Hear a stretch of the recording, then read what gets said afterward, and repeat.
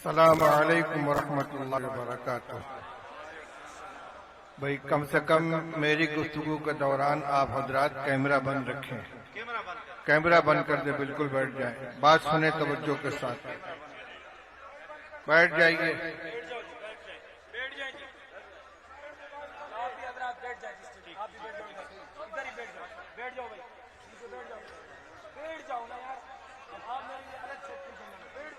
الحمد لله نحمده ونستعينه ونستغفره ونؤمن به ونتوكل عليه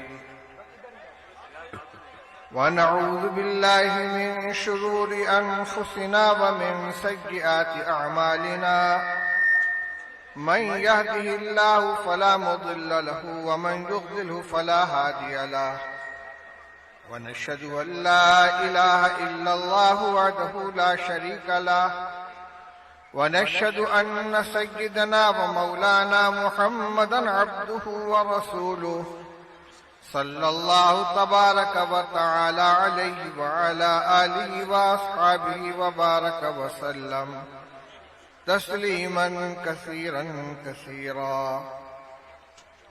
أما بعد فقد قال النبي صلى الله عليه وسلم يوشك الأمم أن تداعى عليكم كما يتداعى الآكلة إلى قصعتها. قالوا ومن قلة نحن يومئذ يا رسول الله؟ قال بل أنتم يومئذ كثيرون ولكنكم غثاء كغثاء البحر السيل ولينزعن الله من قلوب عدوكم المهابة منكم وليقذفن الله في قلوبكم الوهن. قالوا وما الوهن يا رسول الله؟ قال حب الدنيا وكراهية الموت، أو كما قال رسول الله صلى الله عليه وسلم.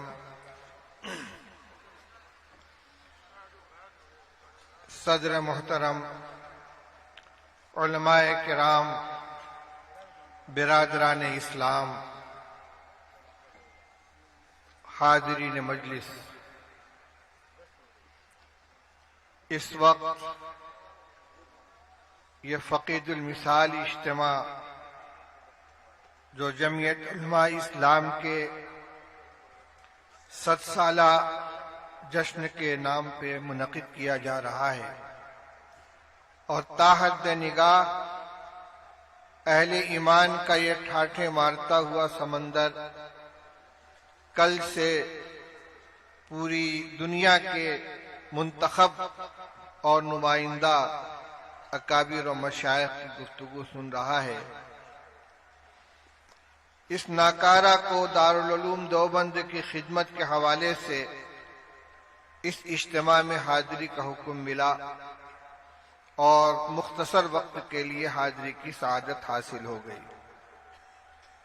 میرے بھائیوں، اس وقت میں کوئی بہت لمبی گفتگو نہ کر کے حالات حاضرہ کے تناظر میں امت مسلمہ کی کیا ذمہ داریاں ہیں اور جن حالات سے پوری امت مسلمہ دوچار ہے ان سے نکلنے کے لیے اور ان صبر آزما حالات میں ثابت قدم رہنے کے لیے کس نسخہ کیمیا کی ضرورت ہے، کتاب اللہ اور سنت رسول اللہ صلی اللہ علیہ وسلم کی روشنی میں چند باتیں آپ کے سامنے عرض کروں گا.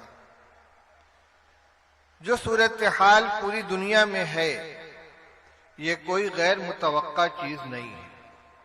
حضرت نبی اکرم صلی اللہ علیہ وسلم نے بہت پہلے اس کی پیشین گوئی فرما دی تھی کہ ایک وقت ایسا آئے گا جب دنیا کی ساری قومیں مسلمانوں کے خلاف اس طرح متحد ہو جائیں گی اور اس امت کو نقصان پہنچانے کے لیے، ان کو زخ دینے کے لیے، ان کو ٹھیس پہنچانے کے لیے، بلکہ ان کا وجود ختم کرنے کے لیے اپنے باہمی نظریاتی، مذہبی، سیاسی، سماجی اختلافات کے باوجود ایک مسئلے پہ سب متفق ہو جائیں گے کہ اسلام اور مسلمانوں کے خلاف ان کا ایجنڈا ایک ہوگا۔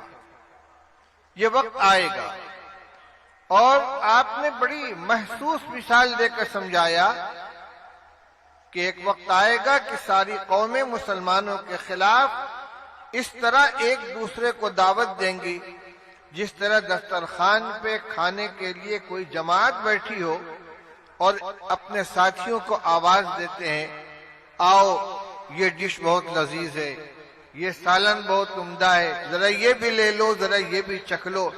اس طرح مسلمانوں کو لقمہ تر بنانے کے لیے ساری کی ساری قومیں آپس میں ایک دوسرے کو دعوت دیں گی۔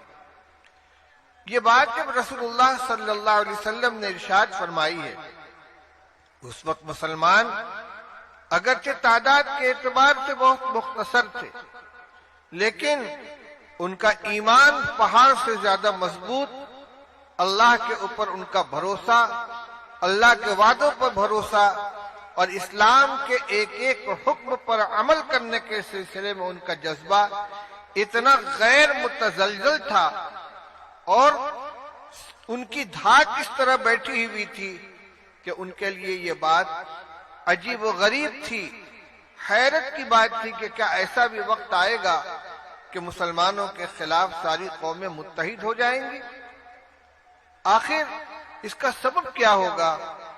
انہوں نے خیال کیا کہ شاید مسلمان اس زمانے میں تعداد کے اعتبار سے بہت تھوڑے ہوں گے۔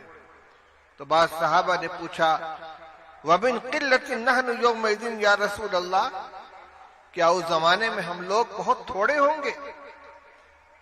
ہمارے دشمن زیادہ ہوں گے، ہم کم ہوں گے، بہت کم ہوں گے؟ رسول اللہ صلی اللہ علیہ وسلم نے ارشاد فرمایا، بل انتم یومئذ کثیرون، نہیں، تم تھوڑے نہیں ہوگے، تمہاری تعداد بہت ہوگی۔ وَلَكِنَّكُمْ غُثَاءٌ كَغُثَاءِ السَّيْلِ، لیکن تعداد کی کثرت کے باوجود تمہاری حیثیت ایسی ہوگی جیسے سیلاب کے زمانے میں پانی کی سطح پر بہنے والا کوڑا کرکٹ ہوتا ہے۔ بہترین مثال دی آپ نے، جب سیلاب آیا ہوا ہو، ہر طرف سے بارش کا، نالے کا پانی ایک ندی میں اکٹھا ہو رہا ہو، اور اپنے ساتھ جھاڑ جھنکار کوڑا کرکٹ بہا کر لے آئے، تو یہ کوڑا کرکٹ اتنا مقدار کے اعتبار سے زیادہ ہوتا ہے کہ پانی کی پوری سطح پہ چھا جاتا ہے، لیکن اس کے باوجود اس کی نہ کوئی قیمت ہوتی ہے، نہ اس کا کوئی وزن ہوتا ہے۔ جدھر بہاؤ اس کو لے کر جائے بہتا چلا جائے، کہیں کوئی رکاوٹ آئی ٹکرا گیا، کہیں نشیب آیا نیچے گر گیا، کہیں موڑ آیا گھوم گیا، کوئی اس کو کوڑی کے بھاؤ لینے کے لیے تیار نہیں ہوتا۔ تو مقدار کے اعتبار سے سیلاب کے اوپر بہنے والا کوڑا بہت ہوتا ہے، لیکن حیثیت کے اعتبار سے اس کی کوئی قدر و قیمت نہیں۔ تو رسول اللہ صلی اللہ علیہ وسلم نے فرمایا کہ جس زمانے کا میں تذکرہ کر رہا ہوں، اس زمانے میں مسلمان تعداد کے اعتبار سے بہت ہوں گے، لیکن حیثیت وہی ہوگی جو سیلاب کے اندر پانی کی سطح پر بہنے والے کوڑے کرکٹ کی ہوتی ہے۔ اور صورتحال کیا ہوگی؟ دو باتیں فرمائی، وَلَيَنزِعَنَّ اللَّهُ مِن قُلُوبِ عَدُوِّكُمُ الْمَحَابَّةَ مِنكُمْ، اللہ تعالی تمہارے دشمنوں کے دلوں سے تمہاری ہیبت نکال دیں گے۔ وَلَيَقْذِفَنَّ اللَّهُ فِي قُلُوبِكُمُ الْوَهْنَ، اور اللہ تعالیٰ تمہارے دلوں میں کمزوری پیدا کر دیں گے۔ رسول اللہ صلی اللہ علیہ وسلم نے ارشاد فرمایا ہے کہ بندوں کے دل اللہ تعالیٰ کی دو انگلیوں کے درمیان ہے، جدھر چاہیں اسے پھیر دیں، وہی دلوں میں قوت پیدا کرتے ہیں، وہی دلوں میں کمزوری لے آتے ہیں، وہی کسی کا روب ڈال دیتے ہیں اور وہی کسی کا روب نکال دیتے ہیں۔ فرمایا کہ بڑی تعداد میں مسلمان ہوں گے، لیکن دشمنوں کے دلوں سے ان کی ہیبت نکل گئی ہوگی اور خود ان کے دلوں میں کمزوری پیدا ہو چکی ہوگی۔ اللہ تعالیٰ ان کے دلوں میں وہن ڈال دیں گے۔ تو تو صحابہ نے پوچھا مل وہن یا رسول اللہ، آخر اس بزدلی اور اس کمزوری کی وجہ کیا ہوگی؟ آج نے فرمایا حب الدنیا و کراہیت الموت، دو وجہیں ہوں گی، ایک دنیا سے محبت اور دوسرے موت کی کراہیت۔ یہ حاصل ہے اس حدیث پاک کا۔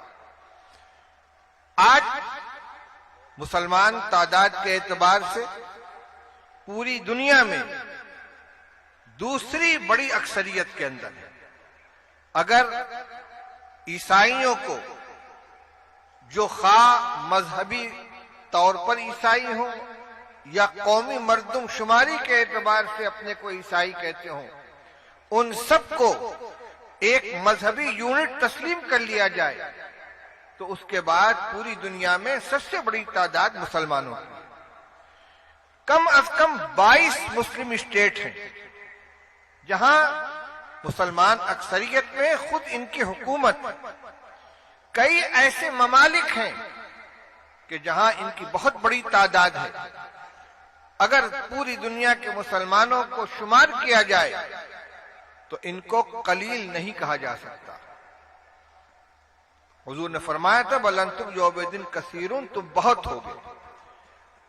آج کے جو حالات ہیں وہ بتا رہے ہیں کہ واقعی اتنی حکومتیں، اتنی تعداد ہے، دولت کے سرچشمے مسلمانوں کے پاس ہے، پیٹرول کے کنویں ان کے پاس ہے، دولت کی فراوانی ہے، عددی اکثریت ہے، لیکن آج پوری دنیا میں مسلمانوں کا کوئی وزن نہیں ہے، کوئی ان کی طاقت نہیں ہے۔ اس کی بنیاد کیا ہے؟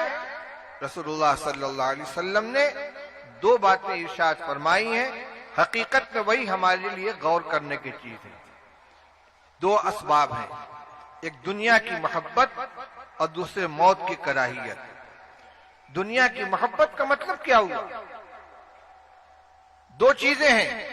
رسول اللہ صلی اللہ علیہ وسلم نے ارشاد فرمایا من احب دنیاہ اضر بآخرتہ ومن احب آخرتہ اضر بدنیاہ فآثروا ما يبقى على ما يفنى او كما قال رسول اللہ صلی اللہ علیہ وسلم۔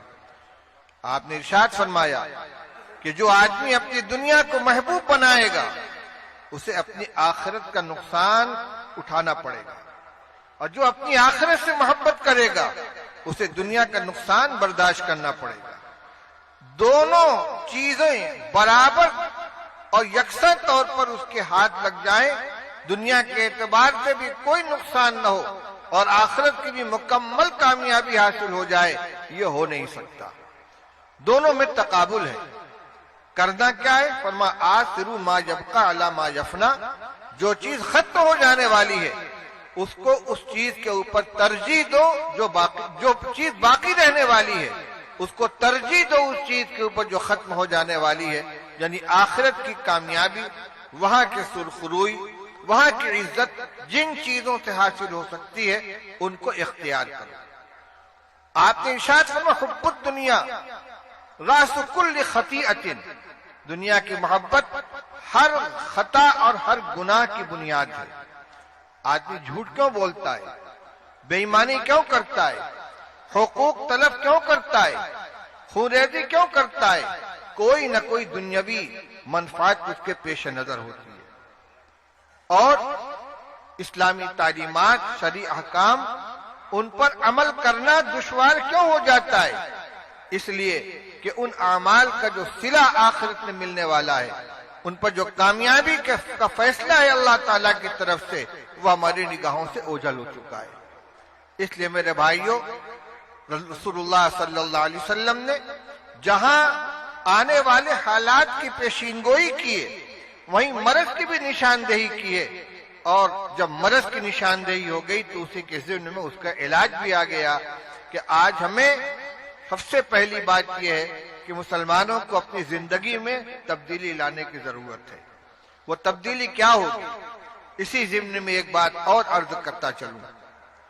ساری دنیا مسلمانوں کے خلاف ہے اور اسلام کے خلاف ہے، ہر محاذ پر، سیاسی اعتبار سے اور اسی کے ساتھ ساتھ جو جتنی کوششیں ہو سکتی ہیں اسلام کو اور مسلمانوں کو بدنام کرنے کے لیے ہر سطح پر اس کوشش کو ان ذرائع کو اختیار کیا جا رہا ہے، استعمال کیا جا رہا ہے۔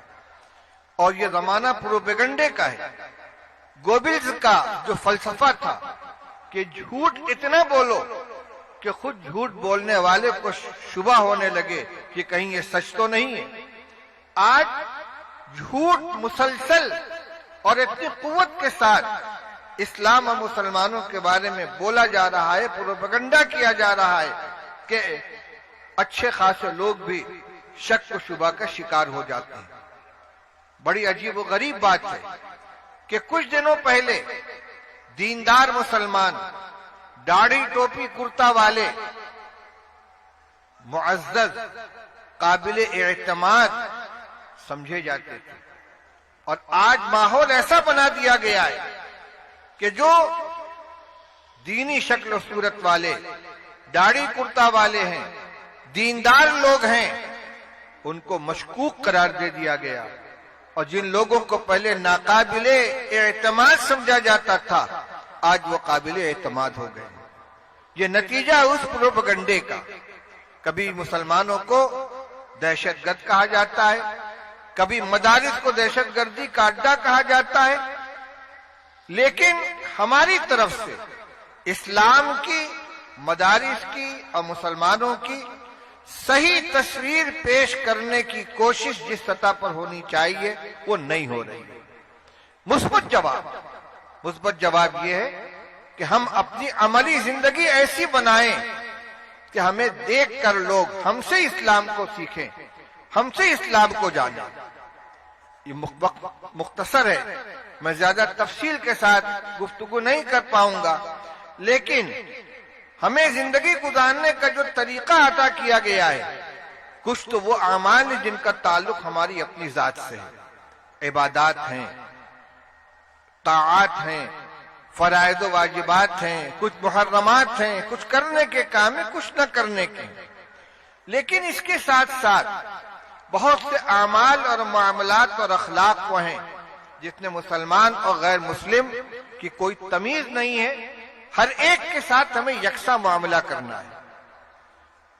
مثال کے طور پر تجارت میں دیانتداری اور ایمانداری کا معاملہ، کسی کے ساتھ ہمارا لین دین ہو رہا ہو، اس کو اطمینان نہ کہ یہ مسلمان ہے، لہذا اس سے ہم کو کوئی دھوکہ نہیں ہوگا، اس سے کوئی نقصان نہیں پہنچے گا۔ اسی طرح پڑوسیوں کے ساتھ حسن اخلاق کی جو تعلیم دی گئی ہے، رسول اللہ صلی اللہ علیہ وسلم نے ارشاد فرمایا، واللہ لا یؤمن واللہ لا یؤمن واللہ لا یؤمن، قیل من یا رسول اللہ، قال من لا یامن جارہ بوائقہ، فرمایا کہ بخدا وہ مسلمان نہیں، بخدا وہ مسلمان نہیں، بخدا وہ مومن نہیں۔ پوچھا کہ کون یا رسول اللہ؟ فرمایا جس کا پڑوسی اس کی اذیت سے محفوظ نہ رہے۔ اتنا کوئی امتیاز نہیں ہے کہ وہ پڑوسی مسلمان ہے کہ یہودی ہے کہ عیسائی ہے کہ اور کسی مذہب سے تعلق رکھنے والا ہے، جو پڑوسی ہے، پڑوسی ہونے کی بنا پر ہمارے حسن سلوک کا وہ مستحق ہے۔ اسلام نے تو فرمایا کہ پڑوسی کی بھی مختلف قسمیں، الجار ذی القربى والجار الجنوبی والصاحب بالجنب۔ ایک پڑوسی وہ ہے کہ جو پڑوسی بھی ہے، رشتہ دار بھی ہے، ایک پڑوسی وہ ہے کہ جو صرف پڑوسی اور اجنبی ہے، اور ایک وہ شخص ہے کہ جو مستقل پڑوسی نہیں ہے، تھوڑی دیر کے لیے آپ کے پہلو کا ساتھی بن گیا ہے۔ ایک ٹرین میں آپ سفر کر رہے ہیں، آپ کی سیٹ پر آپ کے بغل میں جو شخص بیٹھا ہوا ہے، فلائٹ میں آپ سفر کر رہے ہیں، آپ کے بازو میں جو آدمی بیٹھا ہوا ہے وہ آپ کا پڑوسی ہو گیا۔ اسلام کے علاوہ کسی نے یہ حق چند منٹ کے پہلو میں بیٹھنے والے کو نہیں دیا ہے، یہ قرآن کی تعلیم ہے۔ آپ یہ محسوس کریں کہ ہمارا مذہب ان کو یہ سکھلاتا ہے، اس کو یہ بات محسوس ہونی چاہیے کہ ایک اجنبی شخص کے مقابلے میں ایک دوسرے کے مقابلے میں مسلمان کے بغل میں بیٹھنے میں مجھ کو عافیت ملے گی، راحت ملے گی۔ رسول اللہ صلی اللہ علیہ وسلم نے اس کا بھی حق بیان فرمایا ہے، قرآن نے اس کا حق بیان فرمایا ہے۔ ہمارے بغل میں ایک شخص نماز پڑھ رہا ہے، حکم یہ ہے کہ بازو کو نرم رکھو۔ آپ کے بغل میں جو نمازی کھڑا ہوا ہے تو اتنے ٹائٹ مت رہو کہ اس کو تکلیف ہو، خود دب جاؤ۔ سجدے میں جاؤ تو تھوڑا سمٹ جاؤ۔ مجلس کے اندر بیٹھو، اذا قیل لکم تفصحوا فی المجالس فافصحوا۔ آپ مجلس میں بیٹھے ہوئے، کچھ لوگ آ گئے، تھوڑا سمٹ کر ان کو جگہ دے دیجیے۔ چند منٹ کے لیے ایک آدمی آیا ہے، ہر چیز کے اندر اپنے آپ کے اپنے مقابلے میں دوسرے کو ترجیح دی جائے۔ واقعات تاریخ کے اندر بھرے پڑے ہیں۔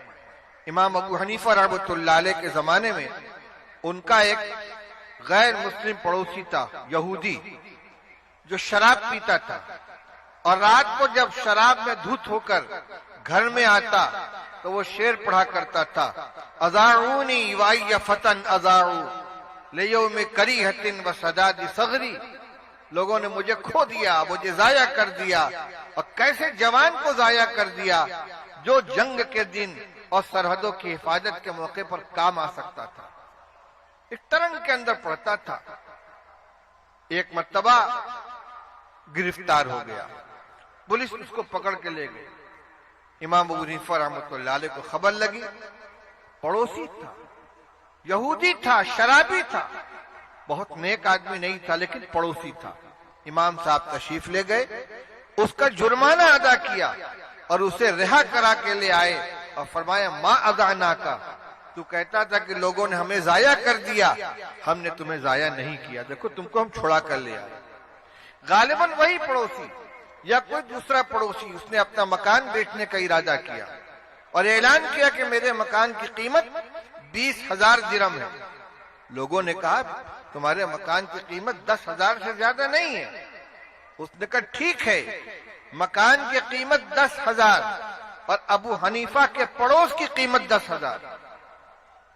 یہ مکان ابو حنیفہ کے پڑوس میں ہے، میں اس کو بیچ کر جاؤں گا تو مکان بھی چھوٹے گا، پڑوس بھی چھوٹے گا، اور جو آ کر اس مکان میں رہے گا اس کو مکان بھی ملے گا، ابو حنیفہ کا پڑوس بھی ملے گا، لہذا جتنی قیمت مکان کی رکھ رہا ہے اتنی قیمت رکھ رہا ہے امام ابو حنیفہ رحمۃ اللہ علیہ کے پڑوس میں ہونے کی۔ امام صاحب کو خبر لگی تو بلایا اس کو، پورے مکان کی قیمت اس کو دے دی اور کہا مکان بھی تمہارا، پیسہ بھی تمہارا۔ جس نے اپنے پڑوسی کی اتنی قدر کی ہے، معلوم نہیں اس کے جانے کے بعد کون دوسرا پڑوسی آ جائے میرا، اس لیے اس پڑوسی کی قدر کرنی چاہیے۔ میرے بھائیوں، لین دین میں، تجارت کے اندر ہمارا معاملہ دوسروں کے ساتھ ایسا ہو کہ وہ نمونہ بن جائے۔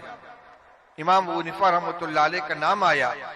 ابھی میں پڑھ رہا تھا راستے ہی میں شیخ ابو زہرہ مصری کی کتاب کا ترجمہ جو انہوں نے امام اعظم ابو حنیفہ رحمۃ اللہ علیہ کے حیات کے اوپر لکھا ہے، اس میں لکھا ہے کہ ایک عورت ایک کپڑے کا تھان لے کر آئی اور امام صاحب کے ہاتھ بیچنا چاہا، یہ کپڑے کے تاجر تھے۔ اس نے کہا اس کے 100 درہم دے دیجئے۔ فرمایا اس سے زیادہ قیمت کا ہے۔ اس نے کہا 200 دے دیجئے۔ فرمایا اس سے زیادہ قیمت کا ہے۔ اس نے کہا 300 دے دیجئے۔ اس نے کہا مجھ سے مذاق کرتے ہیں؟ فرمایا اچھا کسی اور آدمی کو بلا لو، وہ اس کی قیمت لگا دے۔ ایک شخص کو بلایا گیا، اس سے پوچھا گیا اس کی قیمت کتنی ہے؟ اس نے بتلایا 500 درہم۔ امام ابو حنیفہ رحمۃ اللہ علیہ نے 500 درہم دے کر اس تھان کو خرید لیا۔ گھٹانے کے لیے نہیں، بڑھانے کے لیے، قیمت زیادہ دینے کے لیے دوسرے شخص کو بلایا جا رہا ہے تاکہ وہ قیمت زیادہ بتا کر اس کو بیچنے والے کا نفع اور اس کو راحت پہنچائے۔ اسی طرح دیانتداری کے سلسلے میں امام صاحب کا واقعہ مشہور ہے کہ ایک تھان میں تھوڑا سا عیب تھا۔ انہوں نے اپنے کارندے کو ہدایت دی کہ اگر کوئی خریدار آئے تو اس کو پہلے عیب دکھلا دیا جائے، اور اگر وہ خریدنے پر تیار ہو تو جتنی قیمت پر خریدے اتنی قیمت پر اس کے ہاتھ فروخت کر دیا جائے۔ اتفاق کی بات، کوئی گاہک آیا اور کارندے نے عیب دکھلائے بغیر اس تھان کو فروخت کر دیا۔ امام صاحب تشریف لائے، پوچھا وہ تھان کیا ہوا؟ اس نے کہا وہ تو بک گیا، تم نے خریدار کو عیب دکھلایا تھا؟ کہا نہیں۔ وہ خریدار کون تھا؟ کہ میں پہچانتا نہیں۔ امام صاحب نے اس دن کی پوری بکری جتنی قیمت آئی تھی سب اٹھا کے صدقہ کر دیا۔ اس کے اندر غلط قسم کا پیسہ تھوڑا سا شامل ہو گیا۔ میرے بھائیو بزرگوں، ہم اپنے اخلاق، اپنے کردار سے اپنا تعارف کرائیں، اسلام کا تعارف کرائیں۔ ہمیں اسلام یہ تعلیم دیتا ہے، ہمارا مذہب یہ بتلاتا ہے۔ ہم بہت سے کام کرتے ہیں لیکن اس کا حوالہ کچھ اور دے دیتے ہیں۔ دوسروں کے سامنے ہماری شبیہ صحیح آنی چاہیے۔ اس میں امن اور بقائے باہم، پرامن بقائے باہم کی تعلیم جتنی اسلام نے دی ہے وہ کسی کی یہاں نہیں ہے۔ میرے بھائی اور بزرگوں، حب الدنیا و کراہیت الموت، جو دو چیزیں رسول اللہ صلی اللہ علیہ وسلم نے بیان فرمائی ہیں، تو اس سے ہمیں یہ سبق ملتا ہے کہ آخرت میں کامیابی کے جو راستے ہو سکتے ہیں ان کو ہمیں اختیار کرنا ہے۔ دنیا کی محبت میں آخرت کا نقصان اپنے لیے اگر برداشت کریں گے، یہ ہماری ذلت اور ناکامی کی پہلا سبب ہوگا۔ مختصراً دوسرے جز کی طرف بھی اشارہ کرتے فرمایا وَكَرَاهِيَةُ الْمَوْتِ، مسلمانوں کے ذلیل ہونے کی اور بے وقت ہونے کی دوسری بنیاد موت کی کراہیت ہوگی۔ موت کی کراہیت کا مطلب یہ ہوگا کہ مسلمان مرنے سے ڈریں گے، موت سے خوف کھائیں گے۔ ایمان والے کا تو یہ عقیدہ ہے کہ جب دنیا میں انسان آتا ہے تو اللہ کی طرف سے ایک متعین عمر لے کر آتا ہے۔ بچہ جب ماں کے پیٹ میں ہوتا ہے وہی فرشتہ پوچھتا ہے ما اجلہ ما رزقہ، پروردگار اس کی روزی کتنی لکھی جائے، اس کی عمر کتنی لکھی جائے۔ اور دونوں کے بارے میں جو فیصلہ ہو گیا اس میں نہ عمر میں ایک لمحے کی کمی زیادتی ہو سکتی ہے، نہ رزق میں ایک دانے کی کمی زیادتی ہو سکتی ہے۔ اذا جاء اجلہم لا یستأخرون ساعۃ ولا یستقدمون، موت اپنے وقت پر آئے گی اور جہاں اور جس حال میں لکھی اسی طرح آئے گی۔ پھر ہم موت کا خوف اپنے اندر بیٹھا کر بزدلی اور کم ہمتی کے شکار کیوں ہوں؟ اس لیے مومن اللہ سے ڈرتا ہے اور موت پر اس کا یقین ہے، موت اپنے وقت پر آئے گی۔ وَلَوْ كُنْتُمْ فِي بُرُوجٍ مُشَيَّدَةٍ، 7 قلعہ کے اندر بھی اگر ہم محفوظ ہو جائیں اور اللہ کی طرف سے ہمارے مرنے کا وقت آ چکا ہے، طے ہو چکا ہے، اس کو ہم ٹال نہیں سکتے۔ تو ایک مطلب تو یہ ہے کہ موت سے جو کا خوف اور موت کا ڈر جو ہمارے اندر بزدلی پیدا کرتا اس کو اپنے دل سے نکالیں۔ لیکن صرف یہی مراد نہیں ہے، اس لیے کہ موت سے کی کراہیت یہ تو ایک فطری چیز ہے۔ چنانچہ جب رسول اللہ صلی اللہ علیہ وسلم نے ارشاد فرمایا کہ من احب لقاء اللہ احب اللہ لقاءہ ومن کرہ لقاء اللہ کرہ اللہ لقاءہ، ارشاد فرمایا کہ جو شخص اللہ سے ملنے کو پسند کرتا ہے اللہ تعالیٰ اس سے ملنے کو پسند کرتے ہیں، اور جو اللہ سے ملنے کو ناپسند کرتا ہے اللہ تعالیٰ اس سے ملنے کو ناپسند کرتے ہیں۔ اس کا مطلب کیا ہوا کہ جو مرنے کو پسند کرتا ہے کیونکہ اللہ کی ملاقات موت کے بعد ہوگی، اللہ تعالیٰ اس سے ملنے کو پسند کرتے ہیں، اور جو اللہ سے ملنے کو ناپسند کرتا ہے یعنی موت کو ناپسند کرتا ہے اللہ تعالیٰ اس سے ملنے کو ناپسند کرتے ہیں۔ ام المؤمنین حضرت عائشہ صدیقہ رضی اللہ تعالیٰ عنہ نے فوراً عرض کیا یا رسول اللہ کلنا یکرہ الموت، ہم میں کہ ہر آدمی موت سے فطری طور پر موت کو فطری طور پر ناگوار سمجھتا، کوئی مرنے کو پسند نہیں کرتا، زندگی ہر ایک کو عزیز ہوا کرتی ہے۔ تو رسول اللہ صلی اللہ علیہ وسلم ارشاد فرمایا لیس ذاکی، موت کی جو فطری ناگواری ہے وہ مراد نہیں ہے بلکہ میں کچھ اور کہنا چاہتا ہوں۔ آپ نے ارشاد فرمایا کہ جب اللہ کا نیک بندہ جس نے اپنی زندگی اللہ کی مرضی کے مطابق، شریعت کے حکام کے مطابق گزاری ہے۔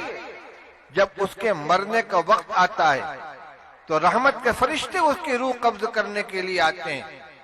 جنت کی نعمتیں، روح و ریحان و جنت النعیم کا منظر اس کے سامنے ہوتا ہے اور اس کی روح نکلنے کے لیے بے چین ہو جاتی ہے۔ وہ چاہتا ہے کہ جلد از جلد میری روح پرواز کرے، میں پروردگار کے حضور میں حاضر ہو جاؤں۔ وہ اللہ سے ملنے کو پسند کرتا ہے، اللہ اس سے ملنے کو پسند کرتے ہیں۔ اور جو انسان فسق و فجور میں، اللہ اور اس کے رسول صلی اللہ علیہ وسلم کی مخالفت میں، بلکہ عملی بغاوت میں زندگی گزارتا ہے، جب اس کے مرنے کا وقت آتا ہے تو عذاب کے فرشتے آتے ہیں، عذاب کے ساتھ و سامان کے ساتھ، اور ان کو دیکھ کر اس کی روح بدن کے اندر پھڑپھڑاتی ہے، نکلنا نہیں چاہتی، اور وہ مرنے سے گھبراتا ہے، کیونکہ اس کے سامنے منظر ہوتا ہے کہ ادھر روح نکلی اور میں گرفتار کیا گیا، مجھے سزا ملے گی۔ یہ ہے کریہ لقاء اللہ، کہ اللہ سے ملاقات کو ناپسند کرے۔ اس کا مطلب کیا ہوا؟ زندگی ایسی گزارو کہ جب آخری وقت ہو تو شوق ہو اللہ کے پاس جانے کا، اور ایسی زندگی سے بچو کہ آخر وقت کے اندر مرنے کا خوف پیدا ہو جائے۔ شیخ سعدی رحمۃ اللہ علیہ نے مختصر لفظوں میں ایک بہت خوبصورت انداز میں یہ بات کہی ہے۔ ارشاد فرمایا، یاد داری کہ وقت زادہ نے تو ہم خندہ بدند تو گریاں، یاد داری کہ وقت زادہ نے تو ہم خندہ بدند تو گریاں، ہم چنازی کہ وقت مردنے تو ہم گریاں شوند تو خندہ۔ فرماتے ہیں یاد داری کے وقت زادہ نے تو ہم خندہ بدند تو گریاں۔ تجھے یاد ہے جب تو پیدا ہوا تھا تو سارے لوگ ہنس رہے تھے، خوشیاں منا رہے تھے، کسی کا لڑکا پیدا ہوا، کسی کا پوتا ہے، کسی کا نواسا ہے، کسی کا بھتیجا ہے، کسی کا بھانجا ہے، سب خوش ہو رہے ہیں، اور تو رو رہا تھا، تو روتا ہوا دنیا میں آیا تھا، باقی سب لوگ ہنس رہے تھے۔ فرماتے ہم چنازی، زندگی ایسی گزار کے دنیا سے جاؤ کہ وقت مردنے تو، جب تمہارے مرنے کا وقت آئے تو ہم گریاں شوند تو خندہ، سارے لوگ رو رہے ہوں، آنسو بہا رہے ہوں تیری جدائی کے اوپر، اور تو ہنستا ہوا دنیا سے جائے، کیونکہ آگے تیرا رحمت الہی تیرے استقبال کرنے والی ہے۔ اب اس روایت کی روشنی میں دیکھیں تو حب الدنیا و کراہیت الموت کا مطلب کیا ہوا؟ کہ مسلمانوں کے اندر بزدلی اور کمزوری اور بے وقعتی پیدا ہونے کے دو اسباب ہوں گے، ایک تو دنیا کی محبت، دوسرے ایسی زندگی گزارنا کہ اس زندگی کے بعد جب دنیا سے جانے کا وقت ہو تو مرنے کے لیے تیار نہ ہو، خوف ہو کہ عذاب الہی میں گرفتار ہو جاؤں گا۔ اس لیے اس کی تیاری یہ ہے کہ آدمی شریعت اور سنت کے مطابق زندگی گزارنے کی کوشش کرے۔ انشاءاللہ یہی نسخہ ہے کہ جو ہر شخص اپنے طور پر اپنا سکتا ہے، اپنی جگہ پر اس کو اختیار کر سکتا ہے۔ رسول اللہ صلی اللہ علیہ وسلم نے جہاں بیماری بتلائی ہے اس کا علاج بھی بتلا دیا۔ اللہ تعالی ہم سب کو عمل کرنے کی توفیق عطا فرمائے۔ اس عظیم الشان مجمع کے ذریعے حدیث پاک کا یہ پیغام میں پوری امت تک پہنچانا چاہتا ہوں۔ اللہ تعالی ہمیں اس کی توفیق عطا فرمائے۔ وآخر دعوانا ان الحمد للہ رب العالمین۔